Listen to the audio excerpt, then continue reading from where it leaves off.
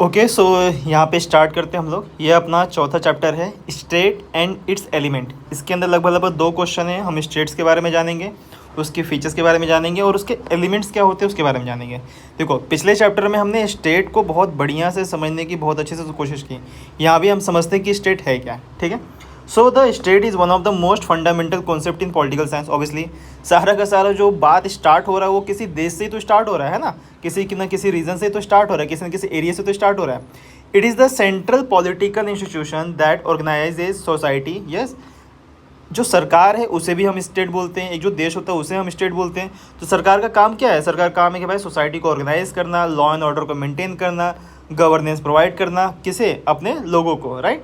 तो concept of state has evolve over time. और बात सही है, देखो लिखा है कि कॉन्सेप्ट, जो स्टेट का कॉन्सेप्ट है वो समय समय पर बदलता रहा है। एशियन टाइम में कुछ अलग टाइप का था, अब कुछ अलग टाइम का है।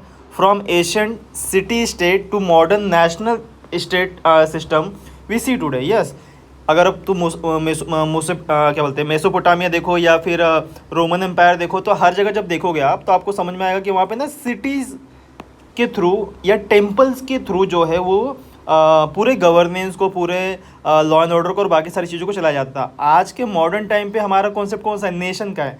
नेशन जैसा पहले कॉन्सेप्ट नहीं हुआ करता था। इसका कारण ये है कि पहले कैसा होता था कि इन्वेजन्स होते थे, लोग एक दूसरे के एरिया में अटैक करते थे, एरिया अपने अंडर में ले लेते थे, ऐसे सब कंडीशन थे। लेकिन आज के डेट में ऐसा नहीं किया जा सकता। आप भले ही वॉर होती है लेकिन वॉर करके आप वो एरिया अपने अंडर में नहीं ले सकते, जिसे हम साम्राज्यवाद भी कहते हैं ना, जिसे एम्पायर को इंक्रीज़ करना भी कहते हैं। तो आज के डेट में सब नहीं होता। इसके लिए आज के डेट में नेशन का कॉन्सेप्ट चलता है। कौन सा कॉन्सेप्ट चलता है? नेशन का।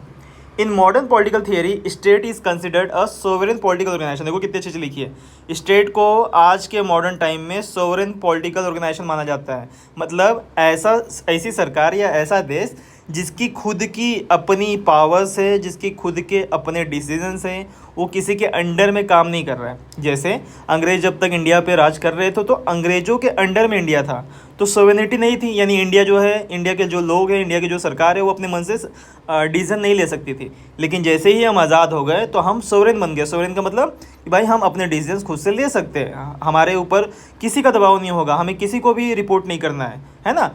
खुद के लिए, खुद के हित के लिए जो भी सही लगेगा हम वो सारा करेंगे। इसे सोवरेन पॉलिटिकल ऑर्गेनाइजेशन कहा जाता है। With a defined territory. Obviously हमारी टेरिटरी डिफाइंड है। डिफाइंड मतलब क्लियर है भाई, ये हमारे बॉर्डर्स है, पॉपुलेशन है, सरकारें हैं, and the ability to make and enforce law and independently. Yes, हम अपने मन से कानून बना सकते हैं, उसे अपने देश में लागू भी कर सकते हैं, कोई हमें रोक नहीं सकता। It is not merely a piece of land. ये बस एक कोई ज़मीन का टुकड़ा नहीं है, यहाँ पे बस एक सरकार नहीं है, but a complex structure that symbolizes political authority and sovereignty.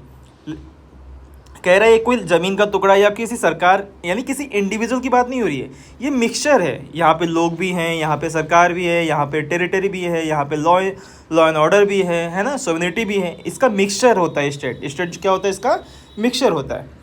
Additionally देखा जाए तो स्टेट जो है वो डिफरेंट होता है नेशन से। A nation refers to a group of people with shared culture, language, ethnicity, whereas a state is a political legal entity. देखो कितनी अच्छी चीज़ लिखी है। स्टेट वर्ड कौन सा है? ये स्टेट वर्ड ना पॉलिटिकल और लीगल वर्ड है। जबकि हम आम भाषा में जब देश की बात करते हैं तो हम नेशन बोलते हैं। क्या बोलते हैं उसे? नेशन। नेशन का मतलब होता है ऐसा ग्रुप या ऐसे लोग जो एक साथ रह रहे हो, जिनका लगभग सेम कल्चर हो, सेम लैंग्वेज हो, है ना, लैंग्वेज शेयर कर रहे हो, कल्चर शेयर कर रहे हो, खान पीन और भी बहुत सारी है ना, रीति रिवाज, दुनिया भर की चीज़ें जो शेयर की जाती है। स्टेट एक पॉलिटिकल वर्ड है। अगर आप ध्यान से देखोगे तो संविधान यानी कि कॉन्स्टिट्यूशन के अंदर ही स्टेट वर्ड को ज़्यादा इस्तेमाल किया गया है। एक्चुअली में स्टेट बोला जाता है। The United Nations organises an entity as a state. देखो क्या लिखा है, कह रहा है यूनाइटेड नेशन, यूएन ने रिकॉग्नाइज किया है कि भाई स्टेट क्या है? एक एंटिटी है। If it has the above 4 elements is capable of entering into relationship with other states.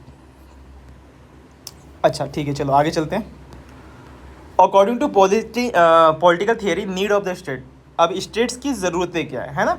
In a political theory the state is considered an essential institution that play a fundamental role in organizing regulating society. Obviously अभी ऊपर से हम यही पढ़ रहे हैं ना। State क्या है? स्टेट भाई एक ऐसा इंस्टीट्यूट होता है, ऐसी सरकार होती है जो फंडामेंटली एक रोल अदा करती है।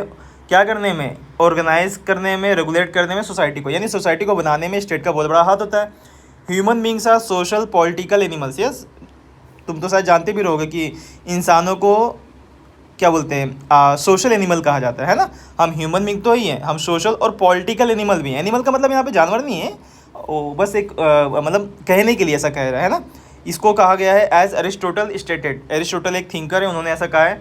And they can not live in isolation. देखो कितनी अच्छी लिखी है कि भाई जो इंसान है, ह्यूमन बींग्स है, वो सोशल और पॉलिटिकल एनिमल है, जो कि अकेला नहीं रह सकता। इन्हें ग्रुप में रहना होगा, एक दूसरे के साथ इंटरेक्ट करना होगा, लॉज बनाने होंगे, ट्रेड करने होंगे, इनके अपने खुद के रीति रिवाज होंगे, लैंग्वेज होंगे, मतलब हम अकेले नहीं रह सकते हैं, है ना।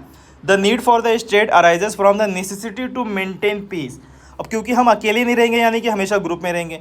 ग्रुप में रहेंगे तो फिर चीज़ें थोड़ी सी बिगड़ेंगी, जिसमें हमें पीस मेंटेन करना पड़ सकता है, ऑर्डर मेंटेन करना पड़ सकता है, जस्टिस मेंटेन करना पड़ सकता है, और कलेक्टिव वेलफेयर इन सोसाइटी करना पड़ सकता है।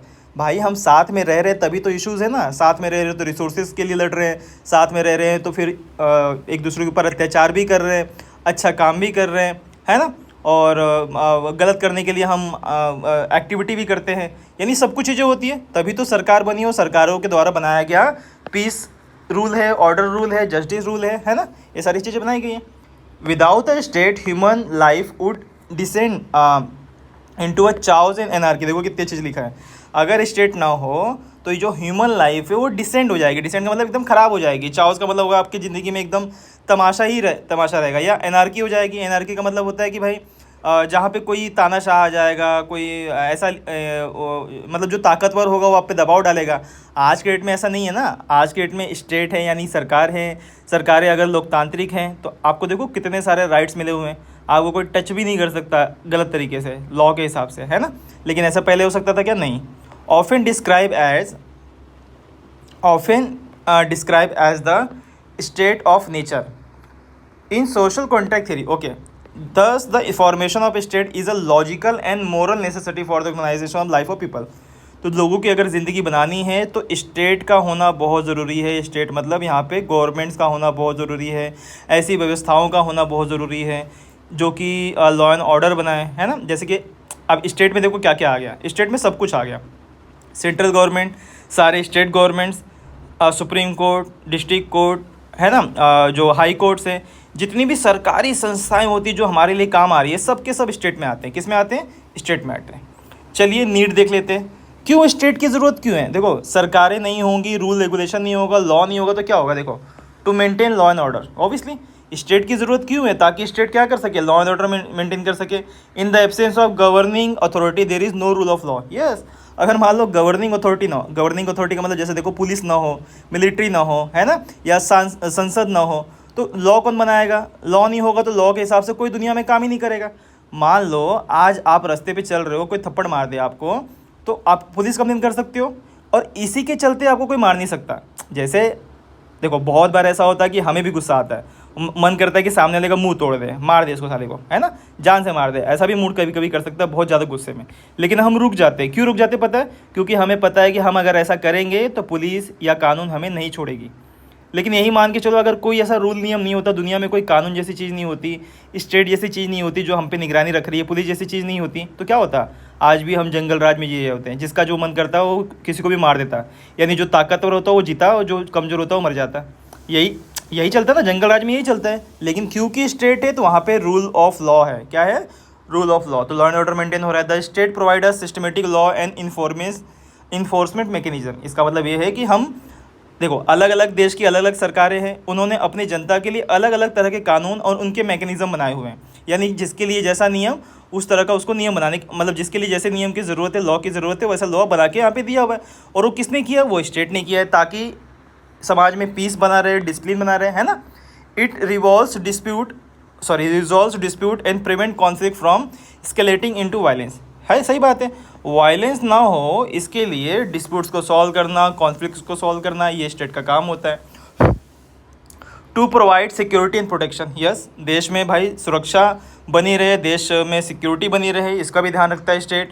State protects is citizen from external aggression. Yes, अगर देखो आज हमारे पास मिलिट्री है, नेवी है, एयरफोर्स है, अगर ये नहीं होती तो बाहर से कोई भी आके हम पे हमला कर देता। जैसे पिछले मतलब एशियन टाइम में होता रहा है ना, बाहर से लोग आते रहे हैं, इंडिया पे हमला करते रहे हैं, इंडिया पे कब्जा करते रहे और काम करते रहे। लेकिन आज ऐसा हो सकता है क्या? नहीं, आज ऐसा नहीं किया जा सकता।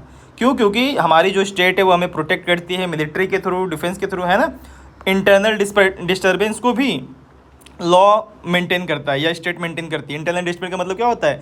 सिविल वॉर, हमारे आपस में अगर दंगे हो, आपस में झड़प हो, इसका पूरा ध्यान रखती है कि ऐसा सबको ना हो, right.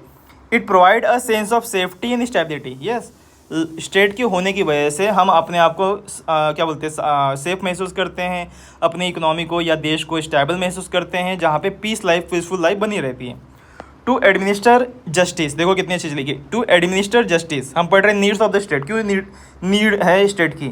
One of the core function of the state is to ensure fairness and justice.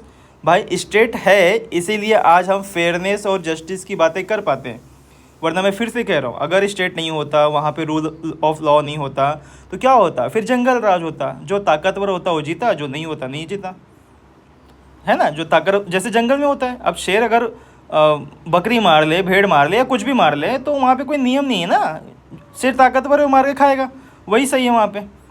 लेकिन इंसानों के बीच ऐसा नहीं होता, क्यों? क्योंकि यहाँ पे स्टेट है जो हमेशा फेयरनेस और जस्टिस को बनाए रखती है। Two it establishes courts and legal system. तो इस जस्टिस और फेयरनेस को बनाए रखने के लिए क्या बनाया गया है?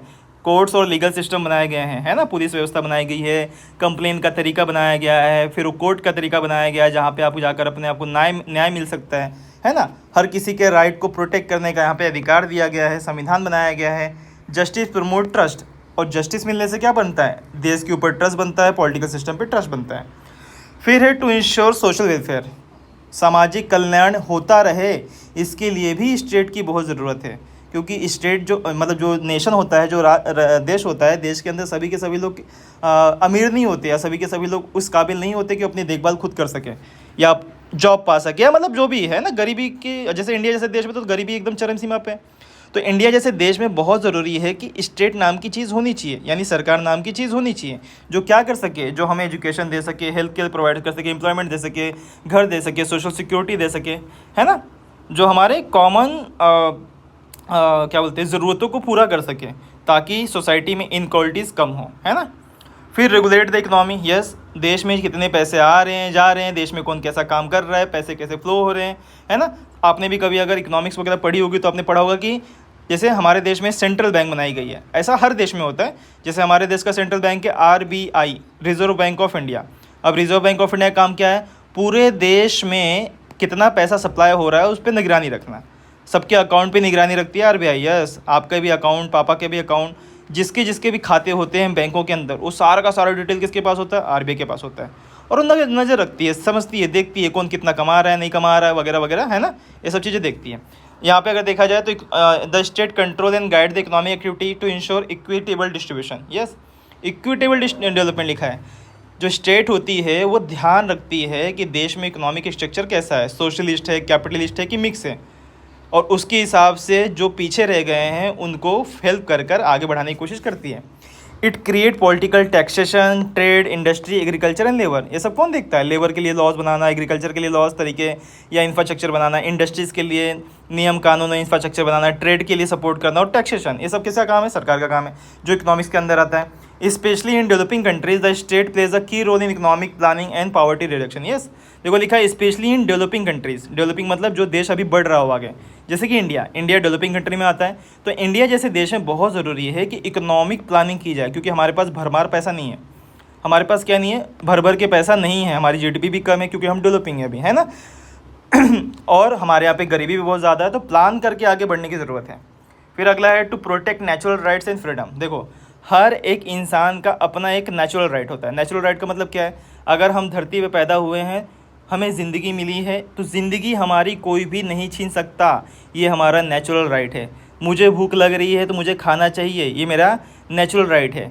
मुझे बंदी बना के नहीं रखा जा सकता, मुझे ज़बरदस्ती बिना किसी गलती के नहीं रखा जा सकता, ये मेरा नेचुरल राइट है। इसे नेचुरल राइट कहते हैं, है ना। जैसे यहाँ पे लिखा भी है, लाइफ, लिबर्टी एंड प्रॉपर्टी। इसका किसी भी इंडिविजुअल की लाइफ बहुत इंपॉर्टेंट है, उसकी लिबर्टी, उसकी आज़ादी बहुत इंपॉर्टेंट है, और उसके पास जो भी प्रॉपर्टी वो बहुत इंपॉर्टेंट है, तो इसकी सुरक्षा देना। फिर in guaranteed fundamental right. Fundamental right में क्या है कि आप बोलने का अधिकार, रिलीजन कोई भी धर्म मानने का अधिकार, एसोसिएशन यानी ग्रुप बनाने का अधिकार, ग्रुप में रहने का अधिकार, ये आपको देता है। ये सब कौन देता है? ये सब स्टेट देता है। कौन देता है जी? स्टेट देता है। उसके बाद है to create a political organisation. देखो क्या लिखा है, to create a political organisation. Yes, a political organisation मतलब क्या? देखो देख लिखा है यहाँ पे, it gives a structured political system, government, constitution, laws, administration machineries. अब एडमिनिस्ट्रेटिव मशीनरीज क्या है? जैसे कि एग्जीक्यूटिव, आईएएस ऑफिसर्स के दफ्तर, आईपीएस ऑफिसर्स के दफ्तर, पुलिस व्यवस्था, मिलिट्री व्यवस्था, ये सब क्या है? एडमिनिस्ट्रेटिव मशीनरीज हैं जो देश के अंदर काम करती है। टैक्स डिपार्टमेंट हो गया, एग्रीकल्चर डिपार्टमेंट हो गया, कितने सारे मंत्रालय हैं। सारे मंत्रालय क्या हो गए? एडमिनिस्ट्रेशन मशीनरीज के अंदर आ गए। और ये किसने क्रिएट किया है? ये सब स्टेट ने क्रिएट किया है। स्टेट मतलब सरकारें ने या देश ने क्रिएट किया है ना। It provide representation and participation to citizen through democratic institution.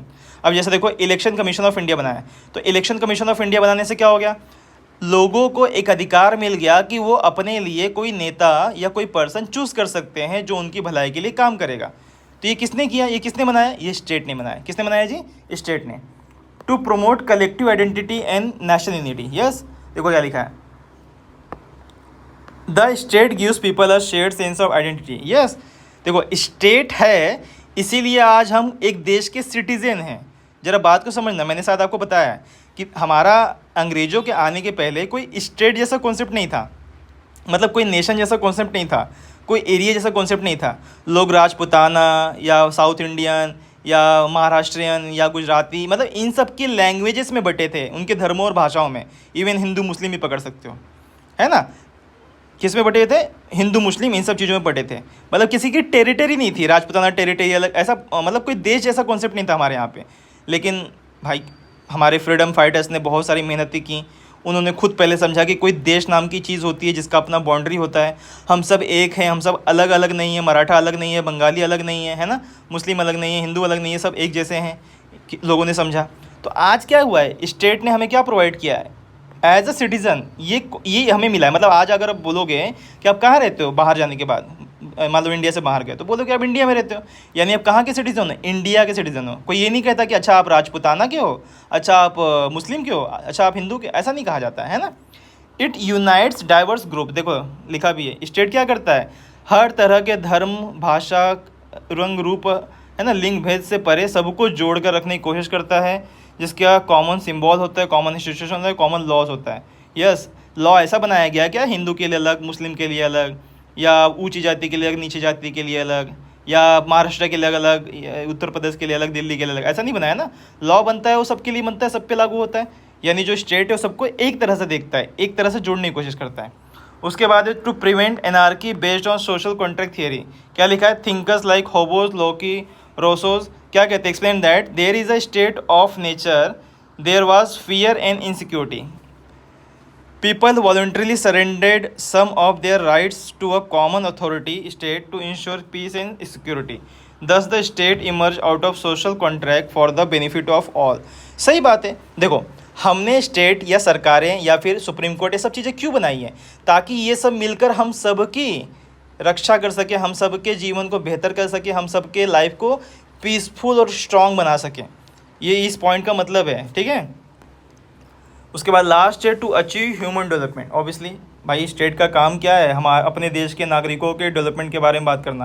Human development का मतलब होता है कि education wise, health wise, infrastructure wise, environment wise हम क्या हो, प्रोग्रेस करें, फुल पोटेंशियल के साथ काम करें। ह्यूमन डेवलपमेंट का मतलब ये होता है कि देश में जितने भी लोग अवेलेबल हैं, खासकर काम करने वाले लोग, यानी कि 18 साल से ऊपर पकड़ लो, है ना, वर्किंग क्लास, जो वर्किंग क्लास होती है, जो जॉबलेस है, उनको जॉब प्रोवाइड करना, उनकी लाइफ को बेहतर बनाना। जॉब प्रोवाइड करने के लिए आपको एजुकेशन देना पड़ेगा, हेल्थ देना पड़ेगा, ट्रेनिंग देनी पड़ेगी। ये सब कुछ ह्यूमन डेवलपमेंट में आता है। जो कौन करने की कोशिश करता है? ये सब कुछ किस में आता है? ह्यूमन डेवलपमेंट में। और कौन करने की कोशिश करता है? ये स्टेट करने की कोशिश करता है, राइट। तो हम कह सकते हैं कि भाई स्टेट जो है वो बहुत नेसेसरी होता है, एक रैशनल इंस्टीट्यूट होता है। रैशनल का मतलब ये भेदभाव नहीं करता, है ना, और ये हमारे ह्यूमन नीड्स को फुलफिल करने के लिए बनाया गया है, जिसके अंदर हम सिक्योरिटी की बात करते हैं, जस्टिस की बात करते हैं, ऑर्डर और वेलफेयर की बात करते हैं। It is impossible to imagine a civilised and organised society without the existence of the state. देखो कितनी अच्छी चीज़ लिखी है। कह रहा है ये पॉसिबल ही नहीं है सोच पाना कि कोई सिविलाइज्ड और ऑर्गेनाइज सोसाइटी बन पाए बिना स्टेट के। यानी अगर सरकारें नहीं होंगी, उनके संस्थाएं नहीं होंगी, तो हम सोच ही नहीं सकते कि हमारा देश जो है, हमारी सोसाइटी जो हो सिविलाइज्ड हो। सिविलाइज्ड मतलब सभ्य हो, बढ़िया हो, कोई किसी से नफरत ना करे, ऐसा बिना इन सब के नहीं हो सकता, ठीक ना। चलिए देखो यहाँ पे लिखा है, a man by nature a political animal, Aristotle ने कहा है ना। The statement sum of the idea that human beings naturally seek political organisation. कह रहे हैं कि देखो एरिस्टोटल कहे क्या रहे, कितनी अच्छी बात कह रहे हैं कि भाई लोगों के अंदर ऑटोमेटिकली पॉलिटिकल एक्टिविटी है, लोग एक दूसरे से जुड़ते हैं, लोग एक दूसरे का लीडर चुनते हैं। जैसे देखो भले इलेक्शन नहीं होते थे लेकिन पहले कबीले होते थे, कबीलों का लीडर हुआ करता था, या कबीले से बाद में फिर हमने जब मेसोपोटामिया वगैरह पढ़ा तो हम देखा कि वहाँ पे लोग अपना राजा सिलेक्ट करते थे। रोमन एम्पायर भी जब हम पढ़ते हैं तो हम देखते कि वहाँ पे अगस्तस जो सबसे पहले रोमन एम्पायर के संस्थापक थे वो लोगों के द्वारा चुने जाते थे। लोग उन्हें अपने क्या बोलते हैं मतलब अपना ग्रुप का मेन मानते थे, उसके हिसाब से काम होता था, है ना। तो ये बहुत पहले से चला आ रहा है, इसीलिए कह रहे हैं कि भाई जो ह्यूमन बीइंग है एक पॉलिटिकल एनिमल है ना। ठीक है जी, चलिए अब हम आ चुके हैं एलिमेंट्स पे। किस पे आ चुके हैं जी? एलिमेंट्स। देखो एलिमेंट्स का सिंपल मतलब यहाँ पे ये है कि हम स्टेट में किन किन पॉइंट्स पे बातें करते हैं। फिर से रिपीट कर रहा हूँ, एलिमेंट्स का मतलब है कि हम स्टेट में किन किन पॉइंट्स से बातें कर रहे हैं। देखो लिखा भी है, according to political theory state can not exist without 4 elements. तो 4 एलिमेंट होना चाहिए किसी भी स्टेट के अंदर। किसी भी स्टेट के अंदर क्या होना चाहिए? 4 स्टेट, ये 4 बातें होनी चाहिए, इसेंशियल एलिमेंट्स होने चाहिए। वो 4 इसेंशियल एलिमेंट क्या है? सबसे पहले पॉपुलेशन, किसी भी स्टेट में पॉपुलेशन ज़रूरी है। उसकी डिफाइंड टेरिटरी होनी चाहिए, वहाँ पे कोई सरकार होनी चाहिए, और वो स्टेट सॉवरेनिटी में होना चाहिए। सॉवरेनिटी का मतलब उस स्टेट, वो जो स्टेट है वो किसी के अंडर में ना हो, है ना, वो पूरी तरह से आज़ाद हो अपने डिसीजंस लेने के लिए, अपने यहाँ पे काम करने के लिए, है ना। कुछ भी मतलब जो भी डिसीजन लेना है नहीं लेना है, ये अपने पे यहाँ पे कुछ इंप्लीमेंट करना है तो किसी और देश से पूछने की ज़रूरत नहीं, किसी और ऑर्गेनाइजेशन या संस्था से पूछने की ज़रूरत नहीं है। तो ये 4 बातें होनी चाहिए तब जाके स्टेट बनता है, population, territory, government and sovereignty. इसी को आपको एक्सप्लेन करना है। जैसे देखो लिखा सबसे पहले पॉपुलेशन। अब पॉपुलेशन क्या है? Population is a group of people who are member of और सिटीजन ऑफ द स्टेट। सही बात है ना, हम अपने देश के, अपने स्टेट के क्या है? सिटीजन ही तो हैं, मेंबर ही तो हैं, है ना, और हम ग्रुप में रहते हैं। There is no fixed rule about the size of population. Yes, किसी भी देश में ऐसा फिक्स थोड़ी किया गया कि इससे ज़्यादा साइज़ नहीं बढ़नी चाहिए पॉपुलेशन की, बिल्कुल नहीं है। एक नेचुरल प्रोसेस है, ऑटोमेटिक बढ़ रहा है बढ़ रहा है बढ़ रहा है, या कम होता है तो कम भी हो जाता है ना। स्टेट में हैव ए स्मॉल और लार्ज पॉपुलेशन, किसी स्टेट के पास छोटा पॉपुलेशन होता है, किसी स्टेट के पास बड़ा पॉपुलेशन होता है, बट वो स्टेबल और परमानेंट होना चाहिए। स्टेबल का मतलब होता है कि भीड़ भाड़ कह रहा हूँ, लड़ाई झगड़ा ना हो, है ना, आपस में ना बनती हो, ऐसा ना हो। और परमानेंट का मतलब कि भाई हमेशा रहना चाहिए ऐसा। There will of the people is essential in the democratic state. देखो कितना लिखा है, the will of the people, बहुत अच्छी चीज़ लिखी है। लोग जो चाहते हैं वो बहुत इंपॉर्टेंट है। तो लोग अगर चाहें तभी जाकर डेमोक्रेटिक स्टेट बन पाएगा, लोग अगर नहीं चाहें तो ये डेमोक्रेटिक स्टेट भी नहीं बन पाएगा। तो पहला एलिमेंट है स्टेट होने का पॉपुलेशन। दूसरा है टेरिटरी। अब टेरिटरी क्या है? टेरिटरी मतलब जगह की बात हो रही है, ज्योग्राफी की बात हो रही है।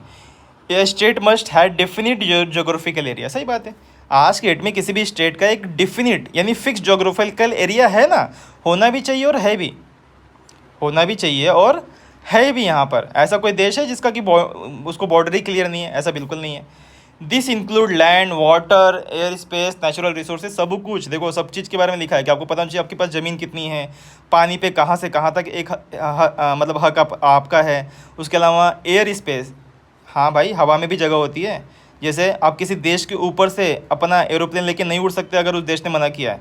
इसका मतलब क्या है कि उसके देश के ऊपर का एरिया किसका है? हवा में भी वो उस देश का है। इस तरह से देखा जाता है इस सब चीज़ों को। उसके बाद natural resources, clear boundaries are necessary for defining jurisdiction. देखो कितनी चली गई, जुरिडिक्शन का मतलब होता है एरिया। तो बहुत ज़रूरी है कि बाउंड्रीज क्लियर हों हर देश के बीच में। Example, India with defined borders it's sovereign state. तो इंडिया का देखो मैप को देखने के बाद जो भी आपको नज़र आ रहा होगा वो सब कुछ इंडिया के अंडर में आता है। इंडिया की सरकार, इंडिया की संस्थाएं, जो सरकारी संस्थाएं हैं वो इन एरियाज़ के बारे में, इन एरिया में आने वाले सभी जगहों और लोगों के बारे में क्या कर सकते हैं? डिसीजंस ले सकते हैं। किसी और देश से पूछने की या बताने की ज़रूरत नहीं है। फिर आ गया गवर्नमेंट। तीसरा, गवर्नमेंट इज़ अ ऑर्गेनाइजेशन और मशीनरी। यस, देखो मशीनरी लिखा है यहाँ पे। मशीनरी का मतलब एक्चुअली में लोहे और पीतल का मशीन की बात नहीं हो रही है। मशीनरी एक कॉमन वर्ड है। मशीनरी का मतलब होता है वो ऐसा सिस्टम जिसके थ्रू कुछ हो रहा हो। तो सरकार है क्या एक्चुअली? तो सरकार एक मशीनरी ही तो है, या इसको संस्था भी कहा जाता है, ऑर्गेनाइजेशन भी कहा जाता है, जो क्या करता है? Through which the state function, जिसके थ्रू स्टेट क्या करता है? काम करता है। यस, जो देश है हमारा, जो स्टेट है, वो कैसे काम करता है? सरकारों के थ्रू तो करता है, या यूँ कहो कि सरकार ही अपने लॉ, नियम, रूल्स वगैरह बनाकर स्टेट को चलाते हैं, आप ऐसा ही बोल सकते हो। क्योंकि देखो लिखा भी है, इट मेक्स लॉज, इन्फोर्सेस देम। इसका मतलब होता है कि स्टेट जो होता है वो क्या बनाता है? लॉ बनाता है, लॉ को इन्फोर्स करता है। सॉरी, स्टेट बोल रहा हूँ, गवर्नमेंट क्या करती है? लॉ बनाती है, लॉ को इन्फोर्स करती है, इन्फोर्स मतलब लागू करती है, डिस्प्यूट्स को सेटल करती है। It may be democratic, monarchy और अथॉरिटेरियन। देखो सरकारें कैसी भी हो सकती है, डेमोक्रेटिक भी हो सकती है, मोनार्कियल भी हो सकती है, या अथॉरिटेरियन भी हो सकती है, और any other form. The government is not the state itself. देखो क्या लिखा है, सरकार ही स्टेट है पूरी तरह से, ऐसा नहीं है, but the agent of state. देखो क्या लिखा है, एजेंट ऑफ स्टेट, यानी स्टेट का बस एक पार्ट है। क्या है? स्टेट का बस एक पार्ट है। चौथा है सोवरेनिटी। सोवरेनिटी क्या है? Sovereignty means supreme and independent power of the state. देखो कितनी अच्छी लिखी है, supreme and independent power of state. Power की बात हो रही है, सुप्रीम पावर और independent power of state, state को मिलने वाला पावर कि वो खुद के लिए डिसीजन ले पाए। इट हैज़ टू डायमेंशन, लिखा है, internal sovereignty, authority with in its territory, and external sovereignty, freedom from foreign control. देखो कितनी चीज़ लिखी है। एक्सटर्नल सोवरेनिटी का मतलब क्या है? जैसे अंग्रेज आए थे, हम पे राज कर रहे थे, तो भैया सबसे पहले तो आप पूरे के पूरे हमको अपने ऊपर छोड़ दो, हमारा मतलब हम पे आपका कोई कंट्रोल नहीं होगा, तब हम कहेंगे एक्सटर्नल सोवरेनिटी। और इंटरनल का मतलब होता है कि देश के अंदर कुछ भी जो डिसीजंस लेना है, लॉ बनाना है, हटाना है, तोड़ना है ना, नई संस्थाएं बनानी है, सरकारी एक्टिविटी करनी है, लेकिन देश के अंदर ये सब कुछ इंटरनल सोवरेनिटी में आता है। मतलब मेरे देश के अंदर मैं जो भी कुछ करूँ कोई कुछ नहीं कह सकता, ठीक ना। समरी टेबल बनाया गया है, देखिए लिखा भी है। पॉपुलेशन में क्या की फीचर्स, क्या पॉपुलेशन और साइज, इंपॉर्टेंस क्या है, social basis of the state. Territory में क्या लिखा है? डिफाइंड जोग्राफिकल एरिया होना चाहिए, जो कि physical basis of the state पे होता है। और फिर गवर्नमेंट की बात हो रही है, law making and administrative body होती है, यस, कानून बनाने वाली और उस व्यवस्था को चलाने वाली बॉडी होती है। जबकि इंपॉर्टेंस क्या? Organisation structure of the state, organisational structure, yes, देश की ऑर्गेनाइजेशनल स्ट्रक्चर कैसी है ये पता चलता है। जैसे देखो इंडिया में प्राइम मिनिस्टर सबसे ताकतवर माना जाता है, जबकि अमेरिका में राष्ट्रपति माना जाता है ना। और जैसे कि देखो ब्रिटेन में यानी इंग्लैंड में किसे माना जाता है सबसे पावरफुल? वहाँ पे के क्वीन वगैरह को माना जाता है, उसके बाद प्राइम मिनिस्टर को माना जाता है। तो देश के अपने अपने तरीके होते हैं, है ना, ऑर्गेनाइजेशन स्ट्रक्चर होता है। फिर अगला आ गया सोवरेनिटी। सुप्रीम का मतलब तो होता है सुप्रीम अथॉरिटी, सबसे ज़्यादा पावर स्टेट के पास होती है। लीगल एंड पॉलिटिकल डिपेंडेंस होना चाहिए, राइट। लास्ट में लिखा अकॉर्डिंग, मतलब कंक्लूजन आ गया। कंक्लूजन में क्या लिखा है? These 4 elements are essential and inseparable, yes, इन्हें अलग नहीं किया जा सकता। हमने 4 क्या पढ़ा? हमने पढ़ा भाई पॉपुलेशन, टेरिटरी, गवर्नमेंट और सोवरेनिटी, ये चारों ही स्टेट का अस्तित्व है। मतलब जैसे मैं बोलूँ कि आप इंसान कैसे हो, तो इंसान भाई की इनसे 2 पैर हैं, वो बातें कर सकते हैं, हंस सकते हैं, बोल सकते हैं, समझ सकते हैं, तो ये सब क्या हमारे एलिमेंट्स हैं। उसी तरह से स्टेट्स के एलिमेंट्स क्या हैं? Population, territory, government and sovereignty, है ना। ये इनसेपरेबल है, इन्हें अलग अलग नहीं रखा जा सकता। अगर अलग कर दिया तो स्टेट नाम का कॉन्सेप्ट ही नहीं होगा। स्टेट होने के लिए बहुत ज़रूरी है। If any one element is missing, अगर कोई भी चारों में से कोई भी एलिमेंट मिस हो रहा है, चारों मतलब पॉपुलेशन, टेरिटरी, गवर्नमेंट और सोवरेनिटी, इनमें से अगर कोई भी एक एलिमेंट मिस हो रहा है तो फिर भाई स्टेट नहीं कहलाएगा। वो can not be called a state. For example, a group of people without territory is not the state. कह रहा है group of people without territory, मतलब लोग तो रह रहे हैं लेकिन उनका टेरिटरी डिफाइन नहीं है, तो फिर वो स्टेट कैसे हुआ? जैसे मैंने कहा ना कि अंग्रेज़ों के पहले, अंग्रेज जब आए थे तो हमारा देश राजपुताना, है ना, साउथ इंडियन, महाराष्ट्रियन, ऐसे ऐसे लैंग्वेजेस में बटा था, और इनको स्टेट नाम का कोई कॉन्सेप्ट ही नहीं था, कोई बाउंड्री नहीं थी। तो टेरिटरी बहुत ज़रूरी होती है स्टेट के लिए, है ना। सिमिलरली लैंड विदाउट पीपल और authority is also not a state, है ना। ठीक है, चलो ये सब चीज़ें तो ध्यान रखना है। The presence of population, territory, government and sovereignty makes the state a complete and independent political organisation capable of maintaining order and in establishing justice within its domain, है ना। तो चारों ये चीज़ें होने की वजह से, पॉपुलेशन होने की वजह से, टेरिटरी होने की वजह से, गवर्नमेंट होने की वजह से और सोवरेनिटी होने की वजह से, इन सब के वजह से जो स्टेट है वो बनता है, स्टेट कंप्लीट होता है। इनके बिना स्टेट जो है वो अधूरा माना जाएगा, ठीक है। चलो, तो इतना ज़्यादा जितना एक्सप्लेन किया उतना काफ़ी है, बहुत ज़्यादा डिटेल में नहीं जाना है। आपको क्वेश्चन आंसर प्रोवाइड किया जाएगा, फिर उसके हिसाब से काम किया जाएगा, ठीक है। चलिए अगला वीडियो बाद में बनाएंगे।